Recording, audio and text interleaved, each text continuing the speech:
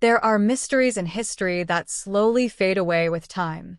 And then there are others that refuse to be forgotten. Stories so strange, so incomplete, that even after hundreds of years, no one can explain what really happened. This is one of those stories. It begins in the late 1500s when England was trying to expand into the New World, what we now call the United States.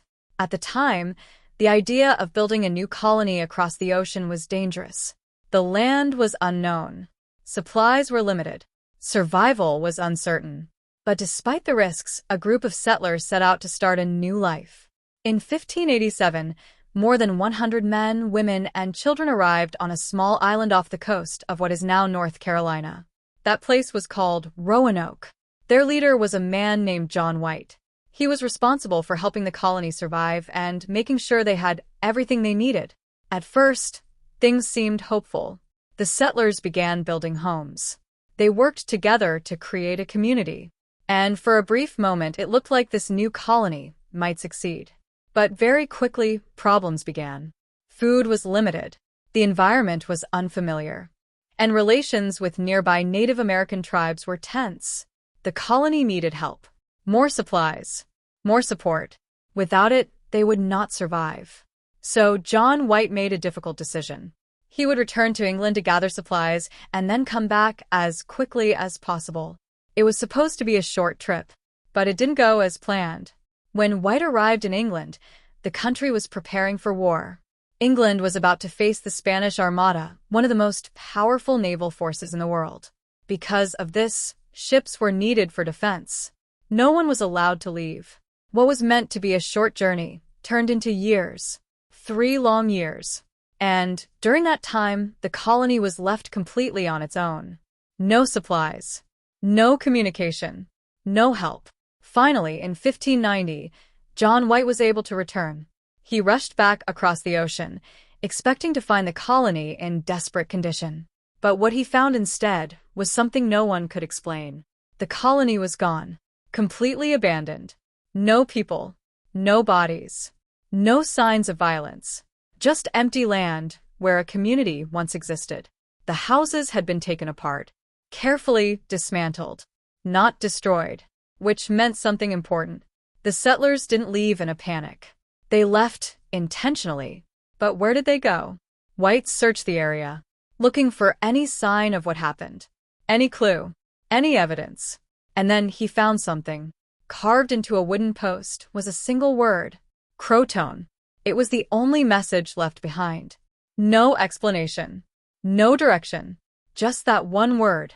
To White, it meant something.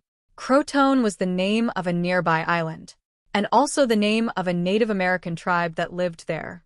Before he left, White had told the settlers that if they ever had to leave, they should carve a message showing where they went.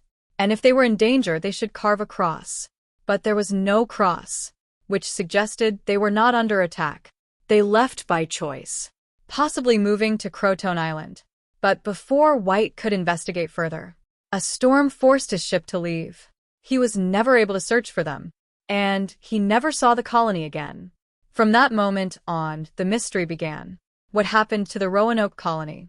Over the years, many theories have been suggested. Some believe the settlers joined the CROATOAN tribe, that they integrated and became part of a different community. Others believe they tried to move inland but failed to survive. Starvation, disease, harsh conditions. It was possible, but there was no proof. No remains. No confirmed evidence. And that's what makes this story so strange. Because usually history leaves something behind. Bones. Artifacts. Signs of struggle. But in this case, there was nothing. It was as if over 100 people simply vanished. Disappeared from existence. Some researchers have claimed to find clues over the years. Reports of Native American tribes with European features. Stories passed down through generations. But nothing has ever been confirmed. Nothing that fully explains what happened. And as time passed, the mystery only grew. Because the more people looked into it, the less clear it became. Even today, modern technology has not been able to solve it. Archaeologists have searched the area, explored nearby regions, studied historical records. But the answer remains the same. No one knows. And that's what makes the Roanoke colony so unsettling. It's not just a story about people disappearing. It's about how completely they disappeared. No trace. No clear ending. Just a word carved into wood. CROATOAN. A message that may have been a clue, or something else entirely. Because some people believe the explanation is simple, that the settlers moved and became part of another group. But others believe something more disturbing, that something happened that was never meant to be understood. Because for over 400 years, this mystery has remained unsolved. No answers. No closure. Just questions. What really happened on that island? Why was there no trace left behind? And how can over 100 people simply disappear without a single clear explanation? Today, Roanoke is known as the Lost Colony, a place where history stops and mystery begins. And somewhere in that silence, the truth still remains hidden, waiting to be discovered, or perhaps never meant to be found at all.